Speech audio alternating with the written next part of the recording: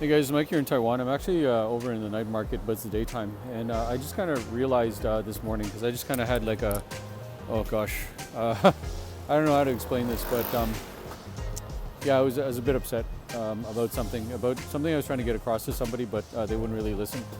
And yeah, I said this in another video that, in Taiwan, I've kind of seen this as I've seen this actually happen maybe 3 or 4 times, so I'm going to call it a pattern.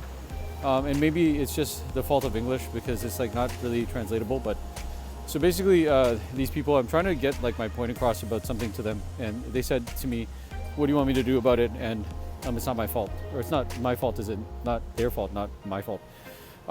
So maybe they're thinking that I'm trying to blame them for something, but that's not what it is. I'm just trying to, make a relationship with them, maybe venting, ranting a little bit, and that's not what they're really used to. It's actually what I think that is probably a little bit more common in their society here in Taiwan is getting mad, yelling at somebody, and once it's done, it's done. And I don't like to do that. I don't like to just like keep getting mad at people. Anyway, so it's over, but at the same time, I feel like there's just kind of like the thing that remains, and kind of having a I don't know what it is, but like I don't want to have this type of argument again, but I think it's probably a little bit of a recurring pattern.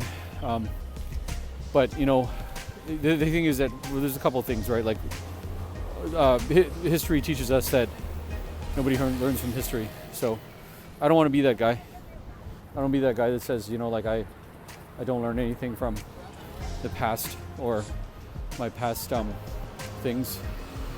So I'm gonna try to learn from him. I'm gonna say, hey, you know what? Like to this person, I can't say these type of things again. I can't. Sorry, I'm gonna sit down now. I'm gonna say argue. It's not arguing. It's here what it is, right? And if you get this, then you do. If you don't, then you don't. But it's like you're trying to get somebody to see your point about something, and only just for you to kind of like get it out, but. It's kind of like they're saying, okay, I don't want to grab onto that negative energy, and I just want to be stable for myself. So, but it's kind of like everybody just running around here, and they're like on their own little team, and they're not teaming up with other people. Usually if somebody's I would say that somebody, I'd be like, okay, well, you know what? Let's go for a coffee, and we'll talk about like the things that you wanted to talk about, right? But here, nobody does that. Nobody's like, okay, I'm going to. And actually, it's a little bit of a godsend these days because of AI, because you can actually go just like talk to AI instead, and AI will give you like some type of advice, good or bad. I've heard some really bad stories about that, but at the same time, you could always turn it off and realize that it's a machine. It's also I think they say it's a mirror. Yeah, it's not a window, it's a mirror. So whatever you project on it, then that's what they're going to say to you, right? So. It's really hard. It's really hard when you're trying to get to like. It's basically, I'm gonna say like what happened to me. Like I lost a part-time job of mine, and now I'm not gonna get that money, right? And I'm kind of going around and calling some people, talking to them, and saying like, hey, can you give me a job, blah blah blah. And it's March right now, so it's kind of the middle of like semester. So I'm probably gonna be able to like get some little gigs like here and there. But excuse me. Oh wow. That's hard, dude. I probably should have stopped the recording, but anyway. Yeah, you can like, get like some gigs like here and there, but nothing that's going to be like really life-changing. I'm thinking to myself that I probably should move Taipei. I'm going back to mainland China, or like going to like some Timbuktu one-horse town in Taiwan. I've always said to myself that that's kind of like the way that I should probably like order things, is like go to like some place where there's nobody else that wants to go there. But I mean, there's a reason why like nobody else wants to go there. When I used to work in the middle of Taiwan, there's like me, this British guy Freddie, some weird American guy, and some South African guy, and maybe some ladies. So that's like 5 of us, and we're all working at the same school. We would make a lot of money. I know that because my salary was bonkers over there. But I was also working a lot. Somebody offered me to like go to a job over in mainland China. I took it, and I kind of quit abruptly. So when I went back to that place and said, "Hey, I want to go work there again," The guy was like, no way, dude. So, I mean, it is what it is. So kind of weird stuff about some of those guys that worked there. The South African guy wore way too much cologne. It like irritated the heck out of me. The American guy, I've told this story before. He like wanted to climb into through my window to go to his place. He's the type of guy that like whenever he needs something, then it's like really important that he gets it right now. But if you ever like ask him for something or trying to be friendly with him, he's always like wondering like, why are you being friendly with me?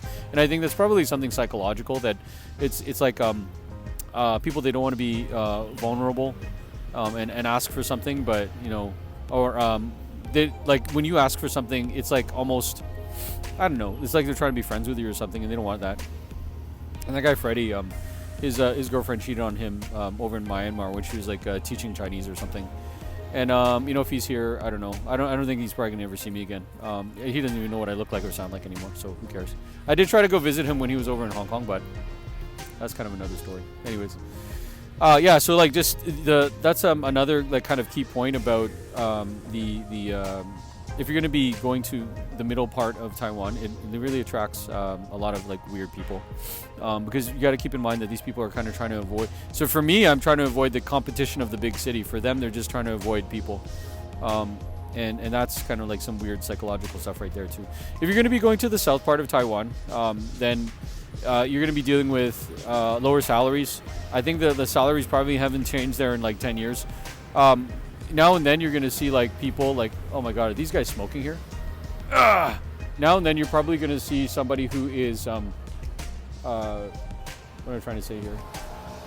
Yeah, now and then you're probably going to see somebody who, oh, here we go. Oh no, actually he's using a vape, which I think it still smells, but anyway, gosh, I keep saying this. Okay, now and then you're probably going to see somebody who is there. I don't even know what I'm saying anymore. South part of Taiwan, though, people are generally just more warm, more friendly. There's kind of a reason why people stay there, and there's this, obviously competition between the south part and the north part of Taiwan.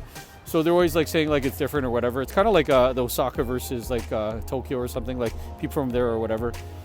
I got a little bit of the nitty gritty, the meat and potatoes, or I don't know what the expression you use here, but from my Japanese teacher about the differences between people from Osaka and Tokyo. One of them, he says, is that people from Osaka, they talk louder.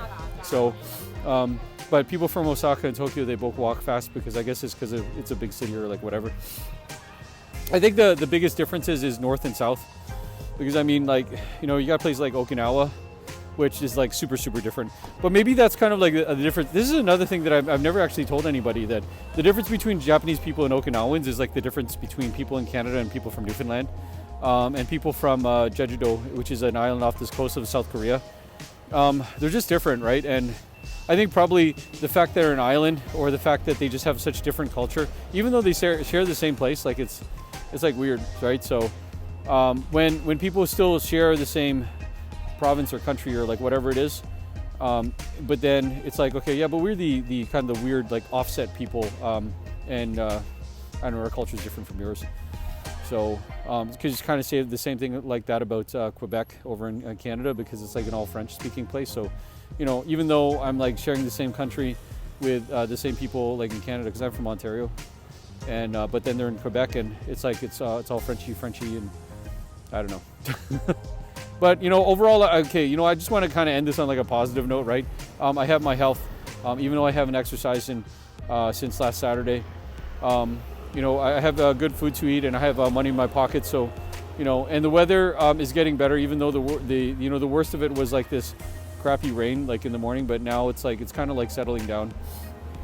So yeah, if you just don't talk to those people who say, "What do you want me to do about it?" and what do you want me to do about it? And it's not my fault. It's not my problem, because you can easily, if you're from North America, feel like they don't care about you. They don't care about anything. But that's their prerogative, because they don't want to like kind of take on your negative energy, and they want to be stable. So that's fine. But everybody could just kind of pretend that they're happy. Just go talk to somebody else. I mean, the world is full of people, man. And even if you don't do that, then just go do some yoga. Just go do some meditation. You'll be all right. This is Mike here in Taiwan. I'll see you guys later. Bye.